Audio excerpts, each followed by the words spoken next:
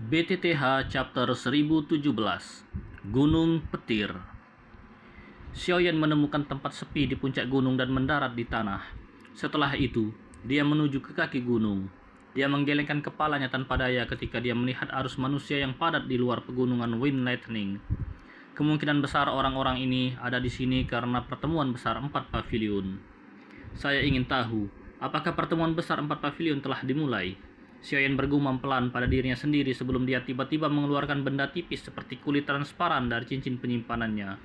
Setelah itu, dia menutupi wajahnya. Hampir seketika, beberapa perubahan terjadi pada kontur wajahnya.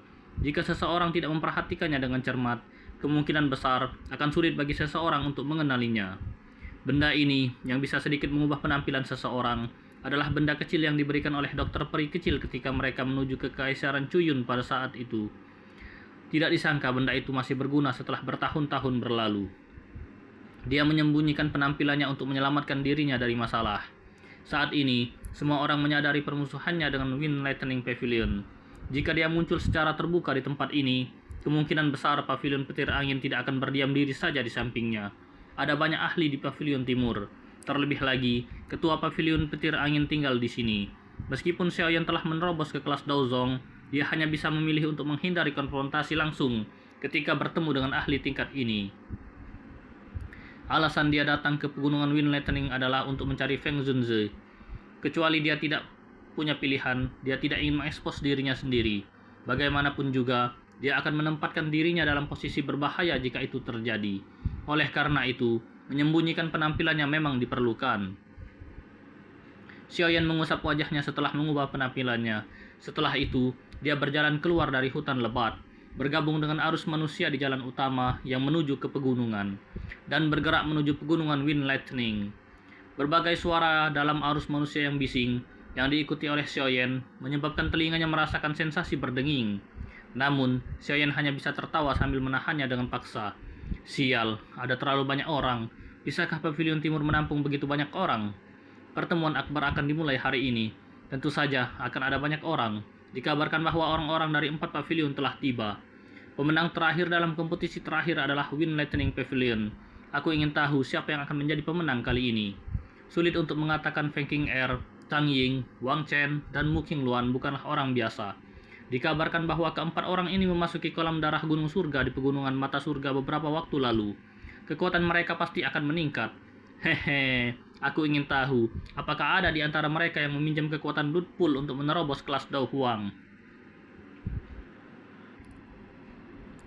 Keempat orang ini memiliki kekuatan di puncak kelas Dao Huang. Dengan menambahkan taktik mereka bahkan dapat bertukar pukulan dengan beberapa ahli Daozong. Siapapun yang mampu melakukan terobosan selama periode waktu ini pasti akan menang. Siapa tahu, ada sejumlah individu berbakat yang tidak diketahui jumlahnya di Central Plains. Selalu ada beberapa kuda hitam yang muncul di setiap pertemuan besar 4 pavilion. Aku ingin tahu siapa yang akan muncul kali ini. Kuda hitam ya? Tentu saja, pemuda bernama Xiaoyan itulah yang telah menimbulkan keributan di wilayah utara baru-baru ini. Bahkan, ketua pavilion utara petir angin kembali dengan tangan kosong setelah mengejarnya secara pribadi. Bisa dibayangkan betapa kuatnya dia. Xiaoyan mungkin kuat, tapi tempat ini berada di markas besar Wind Lightning Pavilion. Apa menurutmu dia berani datang ke sini? Xiaoyan tanpa sadar terkejut ketika dia mendengar percakapan di sekitarnya akhirnya membicarakan tentang dirinya. Tangannya tidak bisa menahan diri untuk tidak menggosok wajahnya. Tidak disangka dia memiliki reputasi seperti itu di wilayah utara ini. Namun, bukan ini yang dia inginkan. Jika namanya sampai ke telinga Hall of Soul, kemungkinan besar segalanya akan menjadi lebih merepotkan. Xiaoyan berhasil masuk melalui pintu masuk pegunungan di tengah kebisingan yang mengerikan. Ada murid-murid dari Wind Lightning Pavilion yang menjaga ketertiban di sekitar pintu masuk. Selain beberapa tamu istimewa, orang biasa tidak diizinkan terbang di udara di atas pegunungan Wind Lightning. Hal ini mengakibatkan Xiaoyan yang tidak ingin mengungkapkan identitasnya terpaksa masuk. Saat memasuki pegunungan, Xiaoyan dengan cepat memisahkan dirinya dari sebagian besar arus manusia. Setelah itu, dia berbelok ke hutan sepi, meningkatkan kecepatannya dan dengan cepat bergegas ke bagian dalam pegunungan. Dari informasi yang dia dengar sebelumnya, hari ini seharusnya menjadi awal dari pertemuan besar 4 pavilion. Terlebih lagi, hal yang paling membuat Xiaoyan bersemangat adalah orang-orang dari 4 pavilion telah tiba, yang berarti Feng Zunzi seharusnya sudah tiba. Jika saya benar-benar bertemu Feng Junzi, yang terbaik adalah mengamatinya secara diam-diam sebelum melakukan kontak dengannya. Meskipun guru telah mengatakan bahwa saya dapat mempercayainya sepenuhnya, yang terbaik adalah berhati-hati. Sosok Xiaoyan berubah menjadi sosok buram yang bergerak melintasi pegunungan, sementara pemikiran ini masih melekat di hatinya.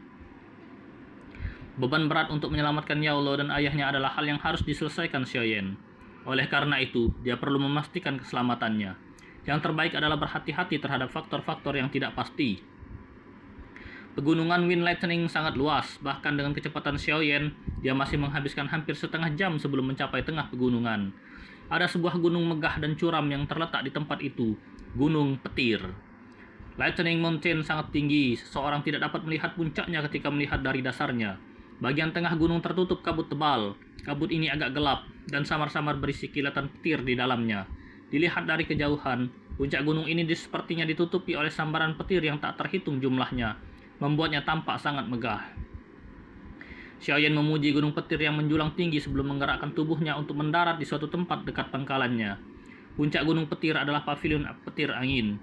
Pertahanan tempat itu sangat ketat, mungkin karena pertemuan besar semakin dekat, tapi pertahanan di sekitarnya juga telah diperkuat. Kadang-kadang ada sosok manusia yang mengepakkan sayap Douki di langit. Lightning Mountain telah memasuki jaringan inspeksi yang ketat. Agar tidak membuat para ahli di Wind Lightning Pavilion waspada, Xiaoyan tentu saja tidak akan menggunakan metode yang brutal seperti itu. Antrian di kaki gunung mungkin panjang, tetapi Xiaoyan masih memiliki sedikit kesabaran.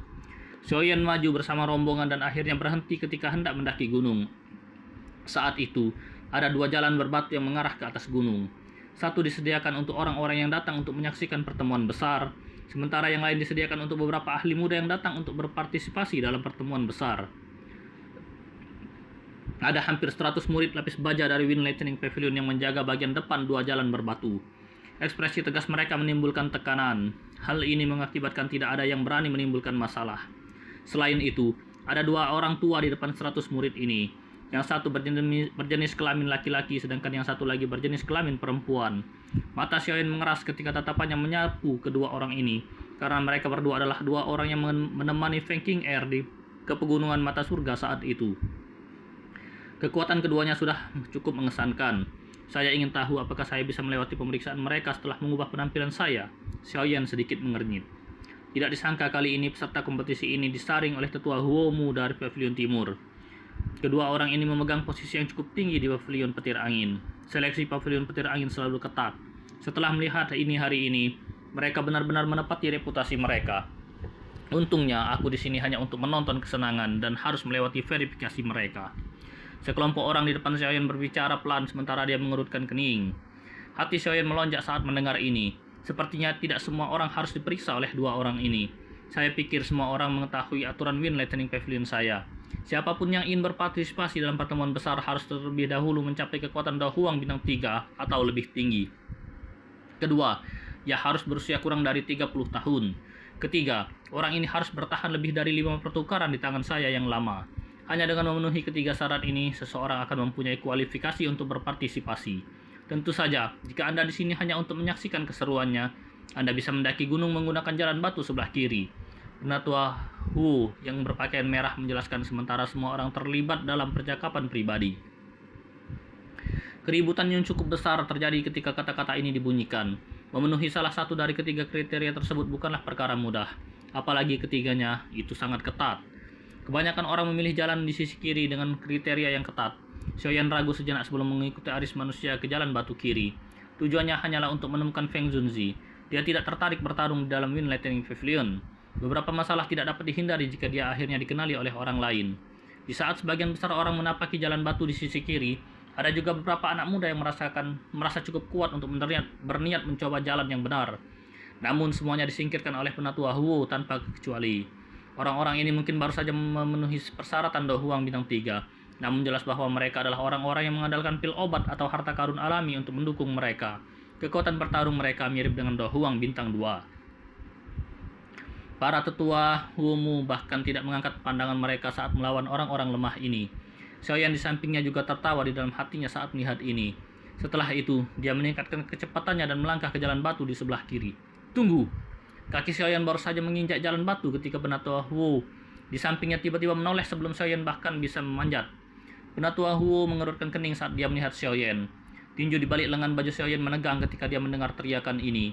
Dia menoleh perlahan dan menatap Penatua Huo. Mata Penatua Huo perlahan menyapu wajah Xiaoyan sebelum dengan samar berkata, "Kamu tampaknya telah mencapai kualifikasi untuk berpartisipasi dalam kompetisi. Mengapa kamu tidak mencobanya?" Banyak tatapan mata tertuju pada Xiaoyan saat kata-kata ini terdengar. Ada banyak orang sebelumnya yang tidak lulus ujian, namun orang ini yang tampak biasa saja memiliki kemampuan seperti itu. Saya tidak tertarik dengan rapat besar. Alasan saya datang ke sini adalah untuk mencari seseorang.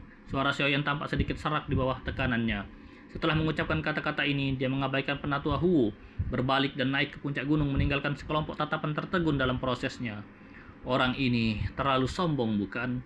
Wanita tua di samping Penatua Huo mengerutkan alisnya, menatap punggung Xiaoyan dan bertanya, "Apakah ada yang salah dengan orang itu?" "Saya tidak tahu. Saya hanya merasakan energi afinitas api alami tiba-tiba berfluktuasi sedikit ketika dia melangkah ke jalan batu. Untuk beberapa alasan yang tidak diketahui, orang ini memberiku semacam perasaan yang tidak dapat dijelaskan." Penatua Huo mengerutkan alisnya dan tertawa getir.